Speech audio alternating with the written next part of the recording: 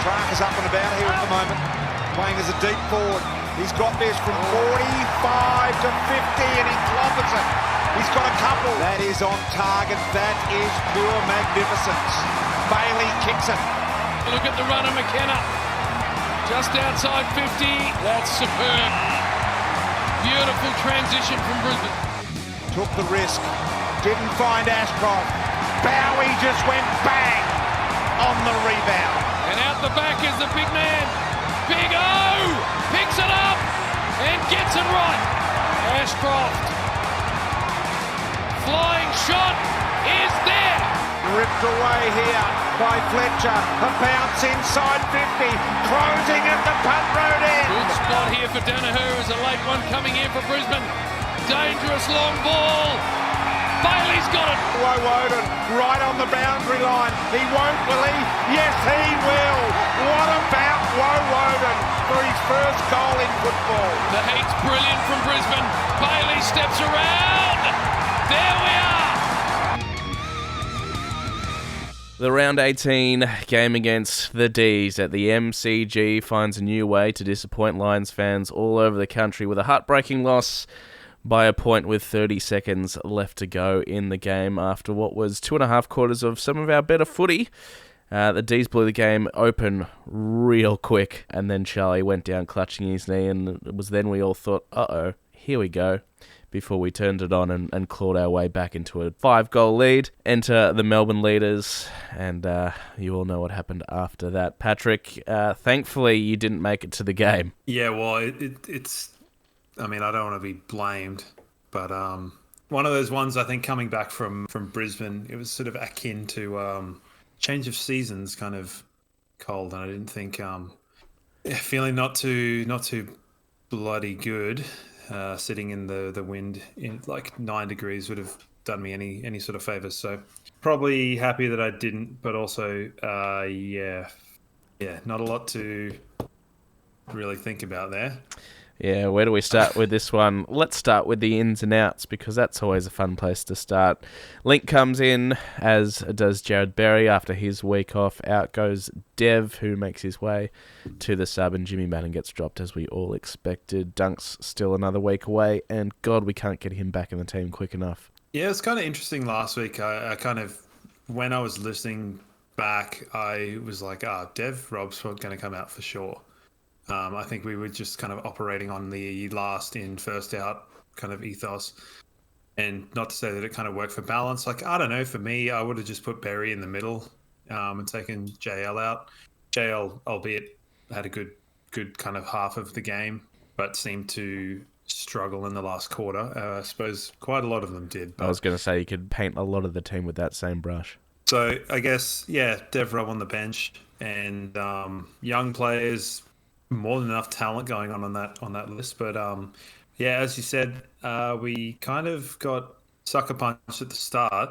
I think definitely that the end that we kicked in the first and third quarter was the harder end to kick goals at, particularly early on in the game, because that one by McCluggage, it just seemed to get like punted out of the air.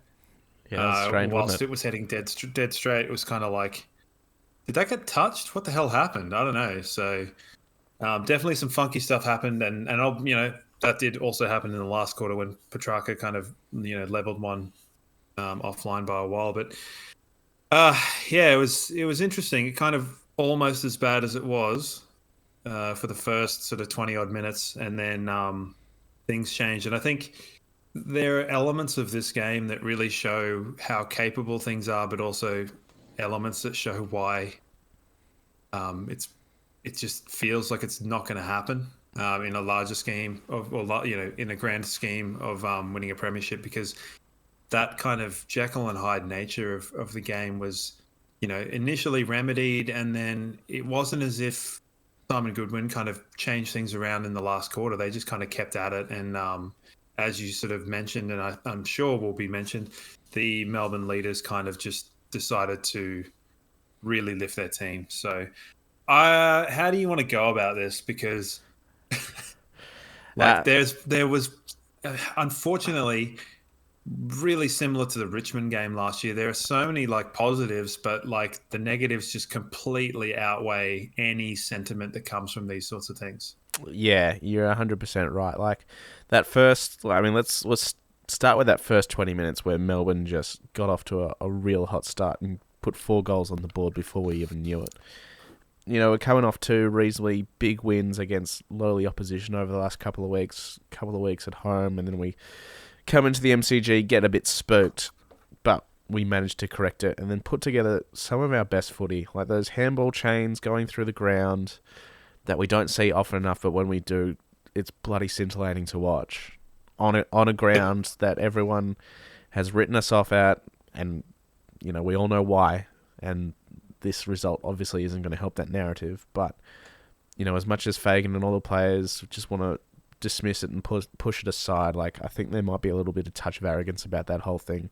It might be easier just to go, you know what, let's talk about the MCG, why can't we win, and have like a round table discussion with it in amongst the coaches and playing group. But to just say, nah, it's not an issue, it's not an issue, stop talking to me about the MCG.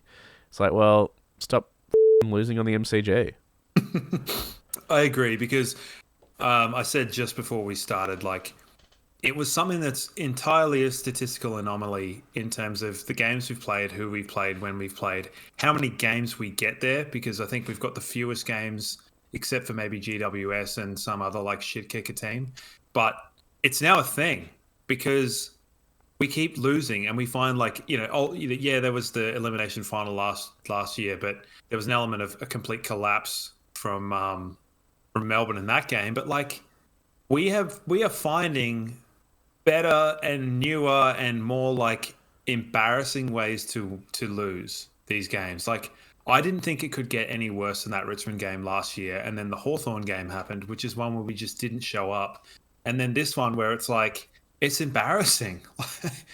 Like, there's no other word for it. Like, I don't know what, in terms of the club, sort of thinking if they're ignoring this as an issue, because like, I don't know what my zinger is there. It really is strange, and the remaining games that we may get to play on the MCG are games that are really going to bloody matter, because we're going to come up against, you know, potentially a Collingwood in a qualifying semi-elimination, whatever final, maybe even a prelim. So you've got one chance to try and figure it out, and, you know, we managed to do that last year, but stakes are high. And it's not like they shouldn't have expected this, because the last time we played Melbourne, what happened in the last 12 minutes of that game? They bloody came harder. They came at us and we tried to shut down shop, and they almost got away with a win.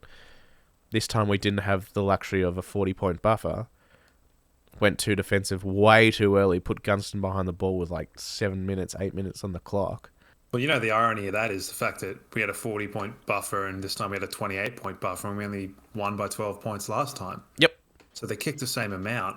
You know, a lot's going to be, like, a lot of people are going to point at like Gunston going behind the ball. That's not the problem. The problem's not bringing one of the half forwards into the contest, because to just be outnumbered at a contest and expect to win the ball either in the air or at ground level. We're the worst team in the competition for like defensive 50 ground ball. So like the idea that we're saying, well, we'll chunk it up and get the ground balls against probably, I don't care to look, one of the better teams that ground ball gets in the forward half.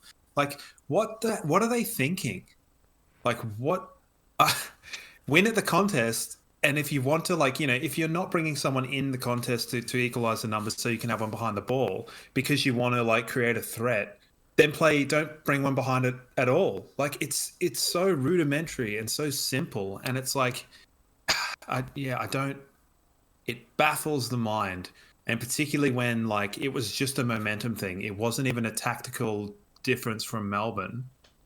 That the entire game plan changed and then changed back, and, you know, probably while we were playing slow. What was it? It's like they kicked 8 goals to 1. Yep. Get in touch anytime. Shoot us an email at blfancast@gmail.com or join the Discord. I guess most Lions fans are feeling a pretty similar way this weekend, and it's just been horrible. And we spoke about it last week that, you know, the result of this game was going to speak volumes either way. You know, we walk away with a lose, it raises all the questions that keep popping up. It brings up all the same doubts about us as a legitimate footy team that's going to contend.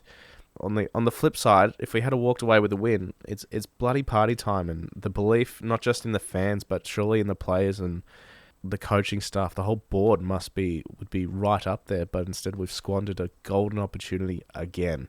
Another primetime game, another top 4 team, and we've just failed the test again. And it was lost in the middle in the first 20 minutes. We could not buy ourselves a clearance, and the same thing happened in the last quarter. Now, is it the players or is it the coaching, like the coaching directive to go ultra defensive in the last quarter, or is it the players not being able to execute properly, or just not showing enough composure? Or, those are the questions, I suppose, and I'm sure that's what they're going to be looking at all week before we come up against Geelong, who are in red hot form.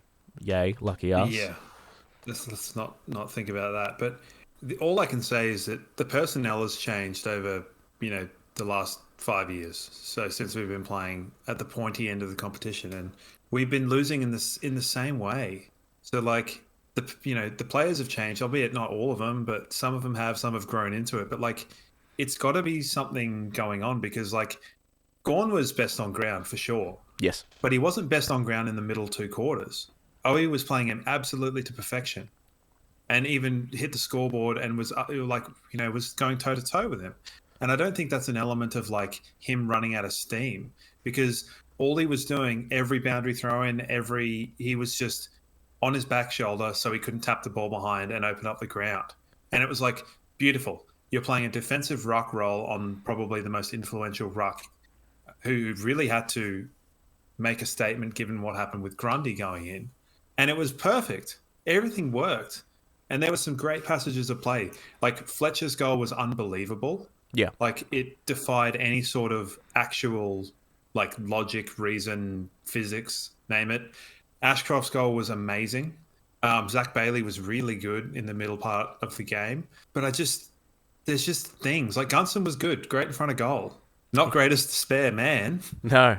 And he, when things were dire in that first quarter and a half, it wasn't until sort of just before halftime where we eventually got ourselves a lead. I was thinking to myself, welcome back Jack Gunston. He looks, 10 times slower than he did last week.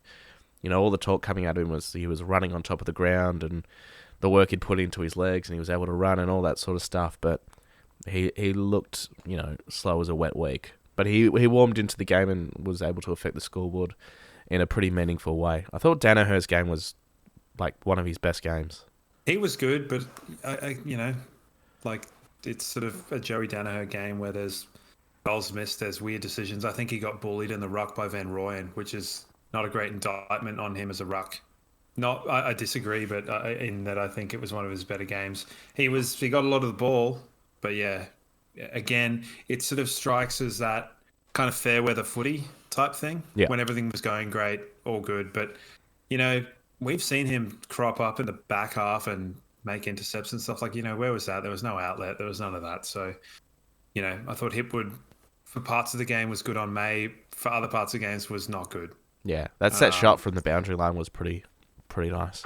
Well, it should have bloody won the game. It should have set the tone for the last quarter. But for whatever reason, things just... I can't put my finger on it. Whether it's running out of legs, whether it's this, that, or the other. But what can you do? I thought Harris and Jack Payne were good at times and not good at times. But basically everybody. There was no sort of consistent performer over the course of the game. Yeah, even... And no one stood up when they needed to.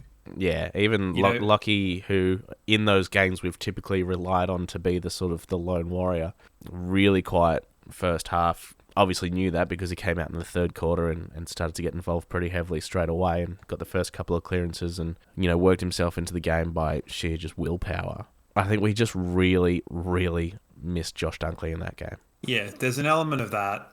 I was sort of explaining kind of the idea of the Petrarca role in a pretty rudimentary sense of just big-bodied midfielder. A lot of midfielders can play centre and then they can go forward of centre and impact. But there aren't too many that can do it the other way around, that can go back. And Dunkley's one of the... Probably, can you think of anyone else? I can't be bothered to, but I can pretty confidently say not too many people have that impact. So it was... Starcevic did as good a job as he kind of could have done, and I think he got hung out to dry early on in the game. but he was also really good in the middle part of the game when he got a lot of help, and he didn't give away free kicks and stuff like that, which he could have. So He gave away one towards the end to track on a stoppage. yeah, which I thought was bullshit, but that's all right.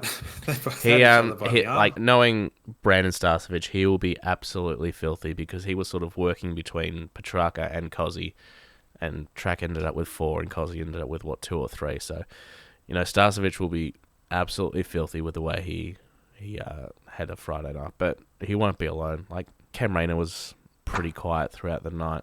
Jared Berry ended up getting subbed, but, as you were saying off air before, he did a good job on Langdon, who was not influential in the game to the same extent that some of their others were.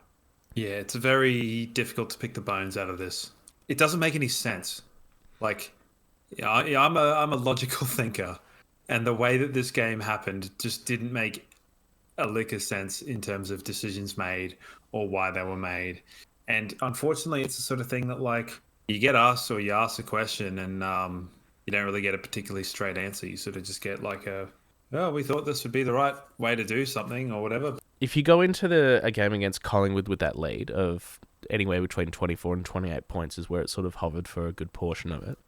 Is Fagan making the same decisions? Because we know, like, the competition is acutely aware of the fact that Collingwood brings back those leads week in, week out. So is Fagan pulling those same levers that he did against Melbourne, against Collingwood?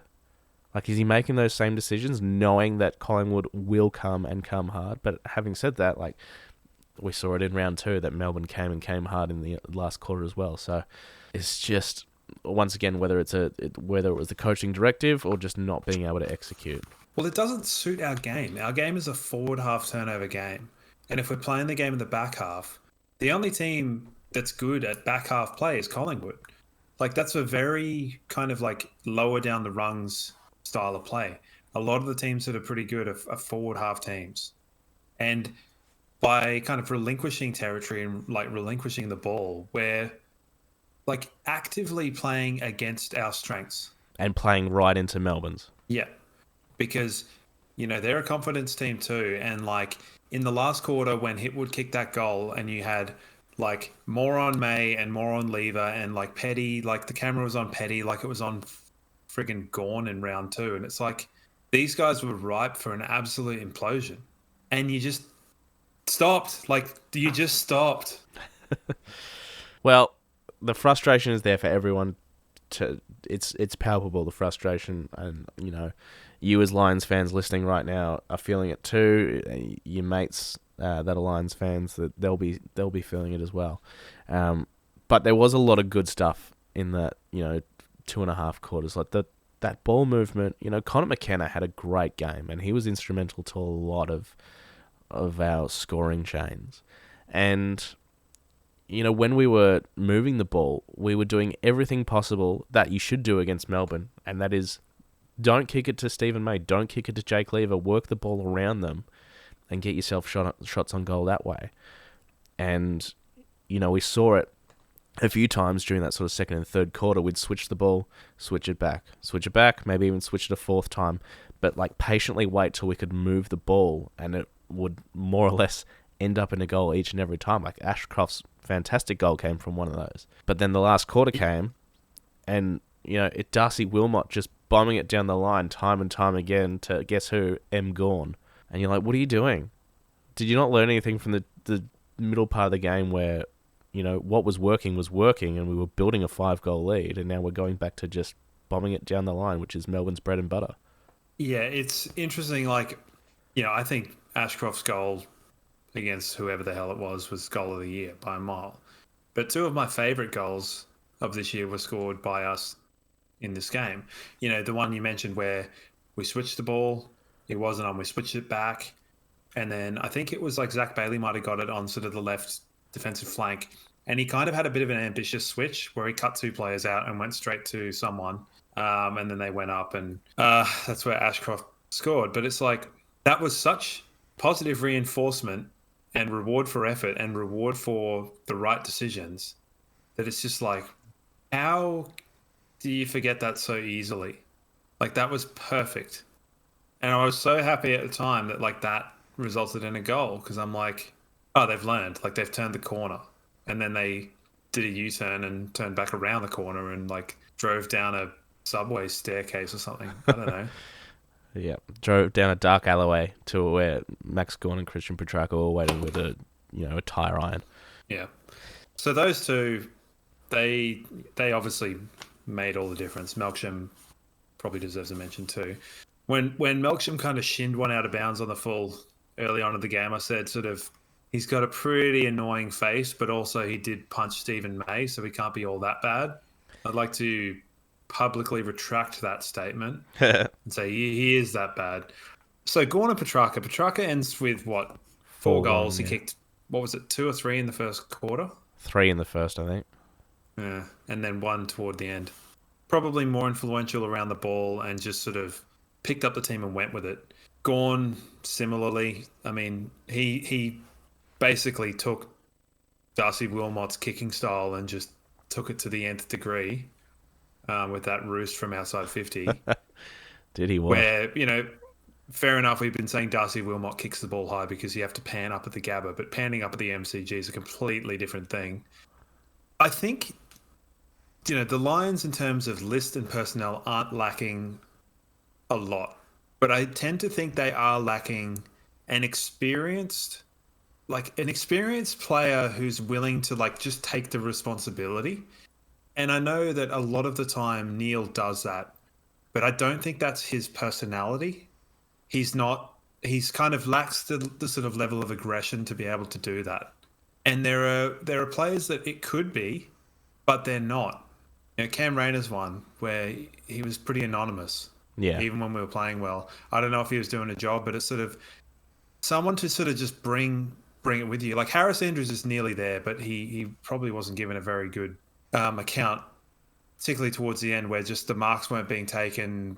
The Reed, him and Payne kind of struggled, but where was his sort of Shannon Hearn moment of just because Harris is also one of our best ball users out of the back half, and a lot of people get nervous when he has the ball, but he's an unbelievable kick of the ball.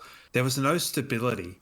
No one willing to just sort of say, let's just slow the pace down. And yeah, fair enough, we didn't get our hands on the ball, but that's probably more indicative of people maybe hiding when things got a bit difficult. It was interesting to see that a lot of really team-lifting moments have been coming from younger players. The Fletcher goal, the Ashcroft goal, they were big moments in the game. Whereas the Melbourne big moments were the Gawn one, where the Petrarca, Cosy Pickett as well. Viney, snap at the end as well. Yeah, that Viney goal, yeah. Big players cropping up at big times to really shift the momentum of the game. And it's just is that Dunkley? Probably, maybe, I don't know. But does he have the team in the same way? Probably not yet. No. So I guess maybe they're trying. Maybe they're saying, in a year or two, Dunkley will have the dressing room and be able to do that, and Harris will be just that little bit more experienced. But far out, it's frustrating when again and again the good players, whether it was Dustin Martin back in the day or whether it's Dangerfield, or they get a hold of us. And Paddy Cripps has done it as well. Yeah, Cripps. So I don't know. That seems to be the only thing that we're lacking in terms of someone who has the just innate game sense and ability and leadership value.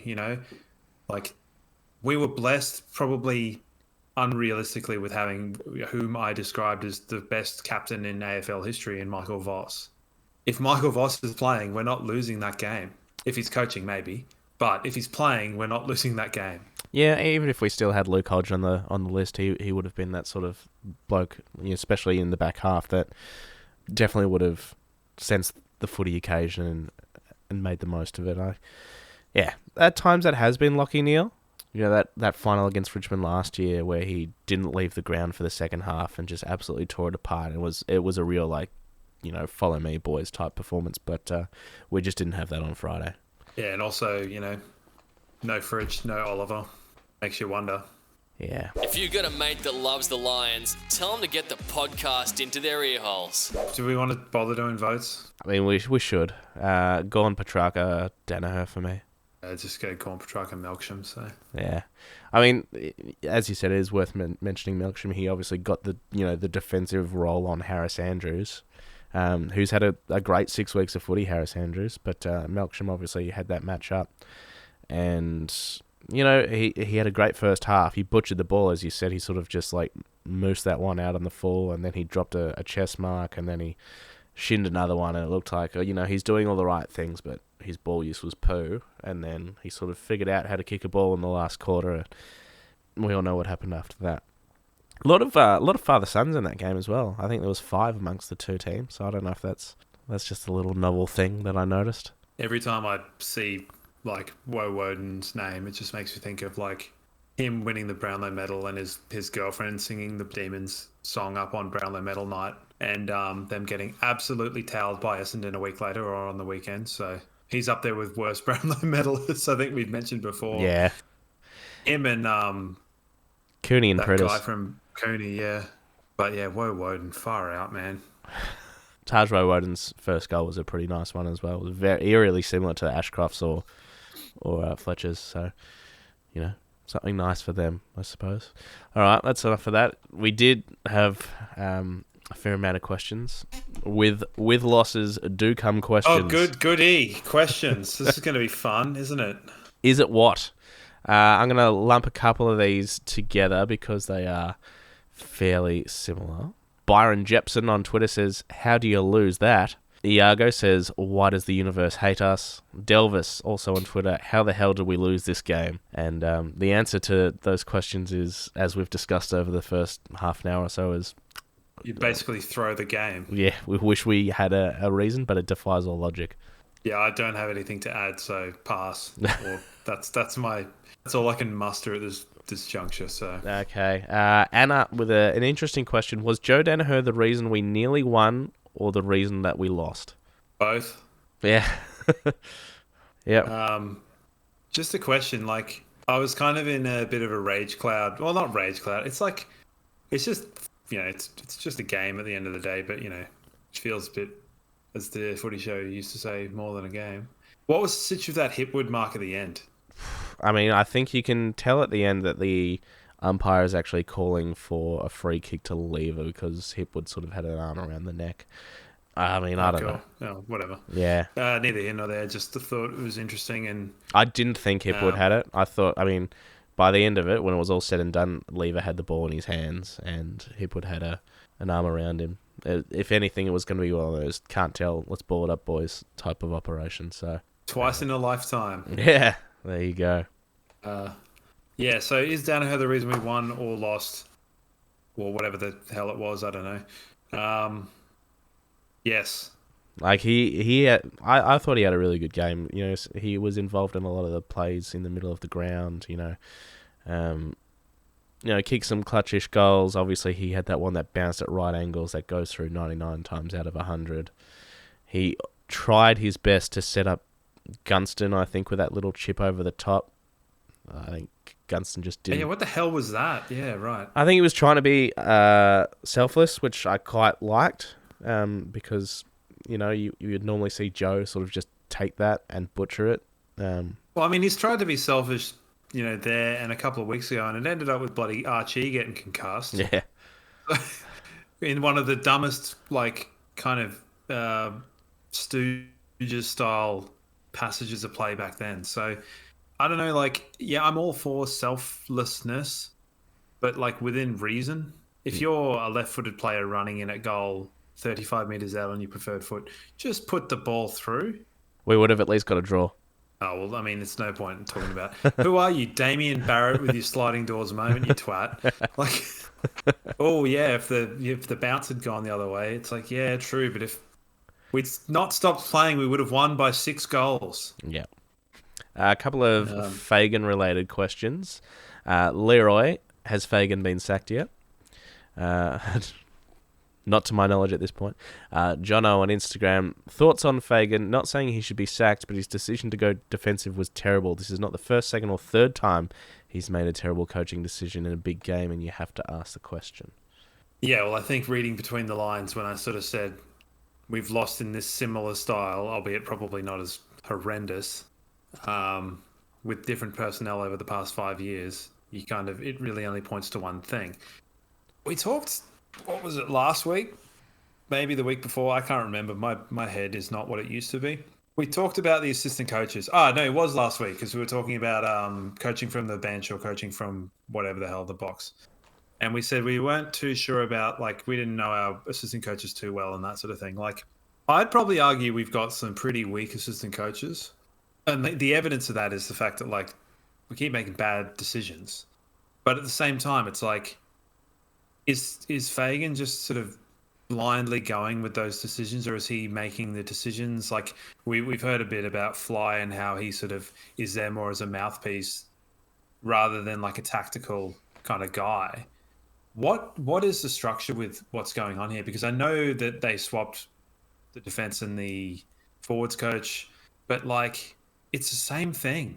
Like it's the same stoppingness of game style. And if there's going to be criticism leveled at the assistant coaches, it has to be leveled at the coach. Honestly, it is a tough one. And you have to hope that whatever happens throughout the week in the lead up to this game against Geelong, that they do have a good hard review of this game. And, you know, you'd like to say you don't make the same mistake again, but it has happened before. Yeah, how many times have we been saying this? Yeah. I saw someone put up a really interesting kind of side-by-side regarding the Richmond game last year at the MCG in here, where I think we kicked 1 goal 5 in the last quarter there, and we kicked 1 goal 4 in this one. We needed to kick one more goal in that game, and I know it sounds dumb being like, you know, oh, we lost by a point, so we need to kick a goal. But you're sitting there, and there was a point, I think, where we were 19 points ahead, and I was like, well, they have to score 5 times. And I think they scored 8 times. Yeah. And it was like, what the hell is going on? Like, the kind of important point completely gone. New ways to open old wounds, I guess. That can be the name of this podcast. Just like last week should have been Melbourne preview, because no one gives a shite about West Coast. So No. All right. Some questions along a similar vein here as well. Brad on Twitter. Why on earth do we ever go into defensive mode when we play our attacking brand? Teams simply cannot handle it. Our best is, and this is from Roy Boys, who I'm not sure if this was a good or a bad thing. He sent through the AFL expected score stats, which had us winning by 2 goals. So thanks. But he also chimed in with, our best is clearly good enough, even on the G and against the best in the comp. But do you happen to have a better defend the lead plan that you could email over to Fags? Personally, I'd like it to say something like, we're winning, so let's just keep doing that. yeah. Pretty succinct and hard to disagree with. Well, I mean, we covered it before, you know, where I think it's Port Adelaide and us are the 2 top forward 50 intercept scoring teams. We might, I think, have the highest score from intercepts in the competition. Yes. But it's a forward half game, you know, for what we do. So why we're playing out of our comfort zone, I said we're the lowest ranked team for defensive 50 ground balls. I'll say it again. Our team, our structure, our style does not suit, you know, not having the ball. The reason why the game against St Kilda and against Carlton and against Richmond was so comprehensive was because we had the ball. We controlled the ball. Like, we had the ball. We were the aggressor. And it was like we were resetting whenever things weren't on. And it was, it's just so obvious. So I'm saying the same things again and again because the questions are the same. Yeah. I get it. So ask me a different question, you Burke. Okay, well, here's another one from the political loser, also on Twitter. Do you think top 2 is still likely after Port's loss to Carlton? I think we can still make top 2 if we win the rest of our games this season. I can see the Pies losing to Port and to us and to Essendon. Port could also lose to the Crows and the Cats. I think a lot has to go right for all of that to happen. I think top 2 is officially out of reach for us now. No, I think it's more likely we will finish outside the 4 than we'll finish top 2. Yeah, potentially. Because I know we've sat here before and we sat here after the whatever game, Western Bulldogs or whatever, going like, oh, we're going to be like 0-5. And we kind of weren't, but whatever. But I can see us losing to Fremantle at Optus. I can see us losing to Geelong. I can see us losing to Collingwood. And I can see us losing to St Kilda. I mean, St Kilda is shite anyway, but I can't see maybe us the wheels losers. have fallen off, haven't they? Hey, he's finally admitted it. Yeah, it would be all well and good to win all of our games, because what do we got? We got 6 more games. Yep. We had a 28-point lead with a quarter to go, and we didn't win that. So my faith in their ability to do anything is gone. Like, it's gone. Fair enough. And this is what I was speaking about last week, is the result either way was going to speak volumes. And once again, it's easy to overreact to a loss like that. There was still plenty of good stuff in there, and hopefully that we can latch onto that, because we are going to bloody need it against the Cats, who did an absolute number on Essendon yesterday. Funnily enough, the Lions find ways to just ruin my footy watching weekend because I don't want to go anywhere near the sport. I think the only thing I did was, like, on the way to Bunnings today, listen to a bit of North Melbourne and Hawthorn, but it was just half-time. So they were like, yeah, Wardlaw's gigantic and Sheasel's got 20 touches. And I'm like, cool. I'm going to get a Bunnings sausage, hey? Well, those are the questions that we've got through so far. Feel free to get involved in any way, shape or form. Twitter, Instagram. Also on Threads now. I don't, Tell us Threads. Yeah, it's a new one. Okay. I'm getting my head around that, but we do have a profile on there. Join the Discord, send through an email, blfancast@gmail.com. Make sure you follow us on socials. Just search for BL Fancast. Changes you're making, one's going to be pretty easy. Dunkley and Lions out. I haven't even thought about this because, like, quite frankly, like, yeah, that change is a good change. And, yeah, probably sitting on that. Don't know. Don't care. I mean, there may be room to move. I know a lot of people are sort of a bit iffy on Berry and might prefer Dev in that sort of role, but I don't think that's going to happen. Dev's not a winger, so... Yeah. I mean, Jared Berry's not really a winger either, but Jared Berry cops a lot of flack, and I think it's he's had a pretty good season, so I don't buy into criticism of him. Particularly when he was off the field when we capitulated. Dev did all right, though, once he came on, to be fair. I thought he had a pretty... Yeah, put himself out there, but I mean, that's not... Yeah.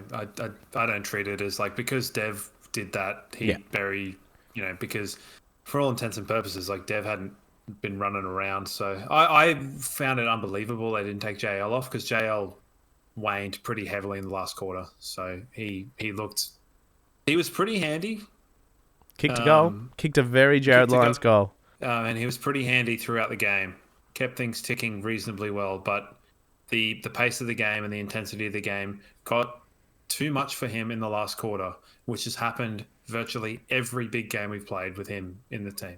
That's my biggest criticism of him over the past sort of 4 years, that when like there have been big games, he's never stood up. Yeah, get him as far from the team as possible. I think you'll get your wish, because if Dunkley's right, that is Jared Lyons' ticket back to the twos, who had the bye this week, so nothing to report there. But we do come up against the Cats at the Gabba. Thankfully, it's at the Gabba. That is the one thing working in our favour at the moment. But they are hitting form at the right time. They found themselves up to 5th on the ladder just like that, and they are, as Chris Scott wheeled out the Breaking Bad quote last week, that they are the danger.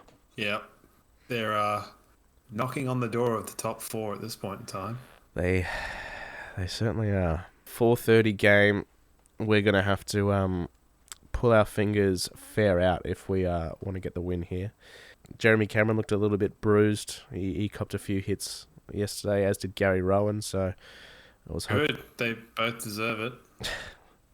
I was hoping that they would be a little bit more long-lasting than they inevitably ended up being. But, yeah, it was a training drill for them against the Bombers. Which is pretty funny that they were really good last week and really shite this week. Dunkley hopefully comes in. Lions takes the seats. What is it that you want to see in this game against the Cats? Well, if Dunkley doesn't get up, I want to see Lions out anyway, and Berry to play in the middle, and Dev Rob to be there or thereabouts, or something akin to that sort of madness.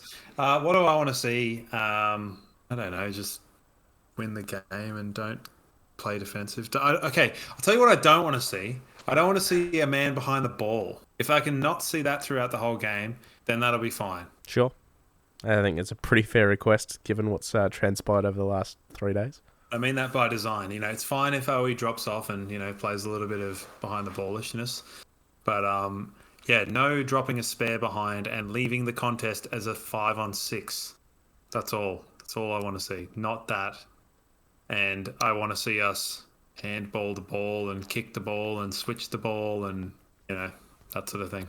Yeah, I want to see Zach Tui torp the ball half the field like Ben Graham used to do back in the day.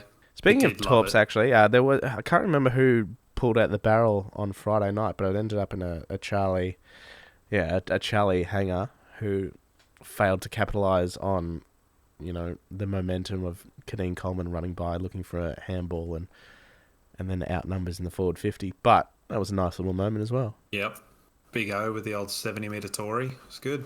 I thought he's a bit unlucky because the goal he kicked was like way more hectic because of the camera angles than it probably was because we know that O's going to kick that goal. He's super coordinated for a gigantor. And it was just oh yeah, he's got the ball on the little check side from the pocket. So yep. I felt bad that he just couldn't hold on to the raging bull, or the system went horrid. He didn't exactly do great on the hit outs, but hit outs to advantage. Who cares? We were winning clearance for a lot of that time. So annoyed because I like Big O. He's a good little fella. It's probably the first time he's ever been called that. Oh yeah. It's just a little fella with a big heart. And some gargantuan arms. Just to rub salt in the wound, Sandy Roberts, the whole night, called me Big Jeff Brown. Jeff, did he? Oh, no. Have you got a nostalgic player for us this week? Nah, I mean, I do, but have we got any players that played for us in Geelong? Yeah, we had a couple. I mean, Alan Christensen along the way. Who was that ruckman we had? Trent West. Remember Trent West? Trent. Of course I don't. And we got him in the package deal with Jared Jansen, who I think may have played one game for us. Nostalgic player this week, John Barnes. Oh. When he played for the original hybrid ruckman. No, the one I picked was Magic Michael McLean. Michael McLean. So when I was up in Brisbane last week, I found a bunch of the old 1997, 1998, 1999, they were autograph books that the club used to give out to members. Yeah. And I was I thought Magic McLean was pretty old, but he looked younger than Chris Johnson and Darryl White. But he's 10 years older. The evergreen man himself. Considering I can see him here in a Footscray jumper with the VFL logo still on it, tells me that yes, he probably was a wee bit old. So, funnily enough, he only played one game for the Lions. Really? Yeah, but he played from 91 to 96 for the Bears. Yeah. So he was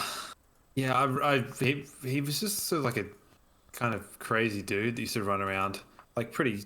Don't know what he did, but man, looking through those things, I was I remember that guy, and he looks young, but he wasn't. He was quite old. Michael Magic McLean. So I think he kind of was quite pivotal for some of the Indigenous players that kind of came through. Darryl White, Chris Johnson, obviously, when he came through after the merge. We also had Danny Dickfoss running around as well, who was pretty cool. Danny. But yeah, he was in the Indigenous All-Stars. Nice. So that's neat. Oh, no, he was coaching them. Coached them. Yeah, fair enough. And he won 2 Brisbane Bears BNFs. What a guy. So, I don't know. I was really, really, really not feeling particularly nostalgic. So I wanted to get kind of as far from 2023 as possible. So the logical conclusion to that was someone that played one game in 1997 and then the rest of them for the Bears. Sure, that does go back a way. I don't care if anyone has a problem with that because I don't. I don't want to think about football until 4:42 or something next Saturday. So that's understandable. It's going to be hard to watch 360 or listen to SEN or any of that stuff this week because you know that bloody Melksham's goal Near the Siren is going to make a few highlight packages. So, nevertheless, I will put myself through the suffering, and we'll be back here next week, hopefully with some much better news. But I do want to leave you on one thing. You little beauty!